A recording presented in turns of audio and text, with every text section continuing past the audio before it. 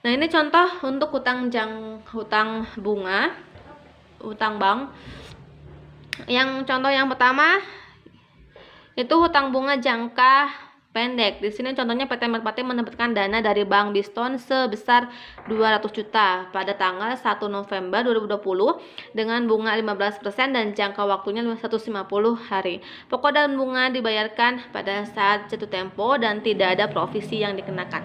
Nah, ketika si PT Merpati mendapatkan dana, otomatis dia menerima kas senilai dengan yang diberikan oleh Bank Diskon. Nilainya 200 juta. Maka pada saat penerimaan dana tanggal 1 November, PT Merpati mengakui di debitnya kas, di kreditnya ada hutang bunga karena kas itu berasal dari si hutang dari bank itu. Nilainya sama senilai 200 juta sesuai dengan yang diajukan. Lalu setiap akhir tahun atau akhir bulan perusahaan selalu melaksanakan penyesuaian sesuai dengan siklus akuntansi yang sudah dibahas di pengenal akuntansi. Nah, di sini kan ada hutang, ada bunga yang harus dibayar oleh perusahaan kepada bank. Namun karena bunga ini belum akan dibayarkan nanti pada saat jatuh tempo, maka di akhir bulan Desember atau akhir tahun 2020 perusahaan harus melakukan penyesuaian atas bunga yang sudah berlangsung selama dari tanggal 1 November sampai 31 Desember. Nah, di sini pada saat perusahaan menerima dana, itu kan transaksinya terjadi tanggal 1 November. Lalu perusahaan sudah harus melakukan penyesuaian di bulan Desember, maka hutang ini sudah berlangsung 2 bulan. Karena hutangnya sudah berlangsung 2 bulan, maka si beban bunga harus diakui oleh perusahaan karena transaksinya sudah terjadi. Maka dari itu kita harus menghitung jumlah bunga yang harus diberikan oleh perusahaan harus mengakui jumlah bunga yang harus dibebankan oleh perusahaan sampai bulan Desember. Untuk menghitung bunganya bagaimana? Kita cari dulu nilai nominal dari pinjamannya berapa. Di sini jumlah pinjamannya 200 juta, maka 200 juta ini dikalikan dengan persentase bunga per tahun tersebut. 15% dikali jangka waktunya, karena di sini hitungannya hari 150 hari, otomatis nanti untuk jangka waktunya pun dalam bentuk hari. Nah, dari tanggal 1 November sampai 31 Desember itu kita asumsikan saja di 60 hari, 60 per 360 hari, sehingga di sini beban bunganya 5 juta. Karena penyesuaian, maka kita mengakui beban bunga sebesar 5 juta dan di kreditnya hutang bunga 5 juta. Kenapa beban bunga di debit? Karena si hutang tersebut sudah berlangsung 2 bulan. Kenapa hutang bunganya di kredit? Itu karena perusahaan belum membayar.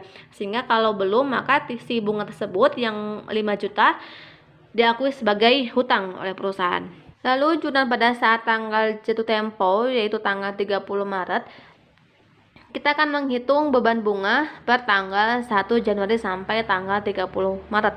Karena dari mulai 1 November sampai 31 Desember sudah dibebankan di penyesuaian di tahun 2020. Maka dari itu untuk menghitung beban bunga tahun ini, tahun 2021, kita menghitung dari mulai 1 Januari sampai ke 30 Maret dengan jangka waktunya 90 per 360.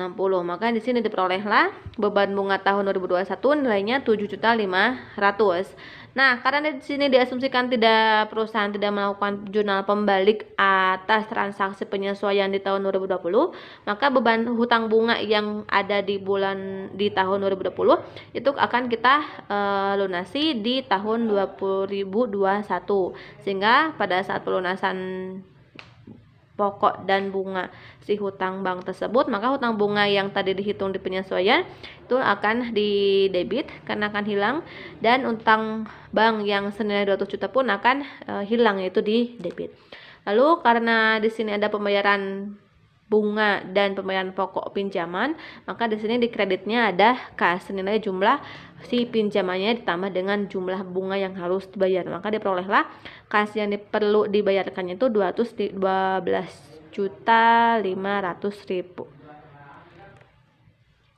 Contoh yang kedua, di sini hutang bank jangka pendek di mana bunganya itu dibayar di depan, dibayar di muka, di depan gitu. Pada saat dia melakukan pinjaman, maka si perusahaan tersebut juga membayar dulu bunganya. Nah, di sini contohnya Peter Lawang meminjam dana senilai 400 juta pada tanggal 2 Oktober dari Bank Morola dengan jangka waktu 6 bulan, bunga 15% per tahun dari pokok yang dipotong pada awal. Jadi si bunganya itu memotong si jumlah si hutangnya.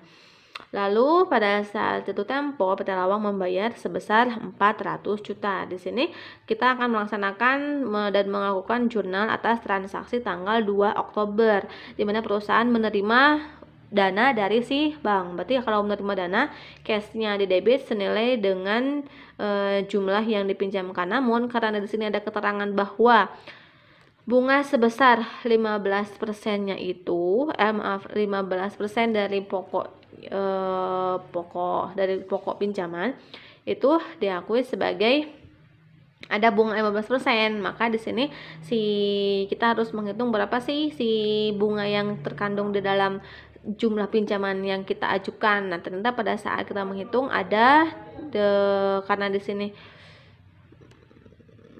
jangka waktunya itu 6 bulan, otomatis di sini jangka waktunya 6/12. Maka jumlah bunga yang 15%-nya itu senilai 30 juta. Maka yang 30 juta ini diakui sebagai diskon hutang bank. Di kreditnya kita akui hutang bank senilai 400 juta sesuai dengan yang kita ajukan. Karena di sini si perusahaan mendapatkan bunga yang dipotong pada awal sebesar 15% dari pokok si bunganya, pokok pinjaman, maka diskon hutang banknya senilai 30 juta. Maka kas bersih yang diterimanya itu hanya 370 juta. Lalu di tanggal Desember, di bulan Desember itu ada jurnal penyesuaian lagi karena di sini jumlah diskon hutang bank atas bunganya itu senilai 30 juta dengan presentasinya 15%. Namun itu kan belum pasti 15% pada tahun tersebut, sehingga untuk menghitung berapa persentase bunga yang tepatnya dengan diskon hutang bank yang 30 juta, maka kita harus menghitung persentase atas bunga yang baru dengan si diskon yang 30 juta. Nah, maka dari itu langkah yang pertama kita harus menghitung dulu untuk tingkat bunga yang diberlakukan pada saat kita menghitung diskon, itu 30 juta dibagi dengan si jumlah kas yang kita terima 370 juta, sehingga dihasilkanlah tingkat suku bunganya 8,11%. Nah, ini untuk jangka waktunya 6 bulan karena di perhitungan awal ini yang 30 juta itu dengan jangka waktunya 6 bulan. Maka yang 8,11 ini asumsinya cuma 6 bulan. Maka dari itu kalau untuk menghitung tahunannya, bunga tahunannya tinggal dikali dengan 2 semester. Sehingga diperolehlah 16,22%. Sehingga untuk menghitung beban bunga pada per tanggal 31 Desember, yaitu dengan mengalihkan jumlah kas yang kita terima 370 juta dikali dengan tingkat bunga tahunannya 16,22% dikali 3/12 bulan. 3-nya itu karena kita mendapatkan dananya dari mulai 2 Oktober sampai 31 Desember. Ini kan perhitungannya ya 1 bulan, 2 bulan, 3 bulan. Sehingga diperolehlah beban bunganya 15 juta. Maka penyesuaian untuk bulan Desember 2020 jumlahnya di 15 juta, debitnya beban bunga, di kreditnya hutang bunga. Untuk jatuh temponya di sini kita mengakui senilai dari sisa hutang diskon hutang bunga yang kita akui pada saat di awal. Sehingga ada diskon hutang banknya ada 30 juta. Lalu pada saat penyesuaian si diskon hutang bank itu sudah berkurang senilai 15 juta di bulan Desember. Maka dari mulai Januari sampai bulan Maret kita juga harus menghitung berapa diskon hutang bunga untuk tahun 2021. Karena jumlah bulannya sama, maka di sini hitungannya juga sama, 370 juta dikali 16,22% dikali 3/12 bulan, sehingga diperolehlah diskon hutang bunga yang diakui tanggal 2021 jumlahnya 15 juta.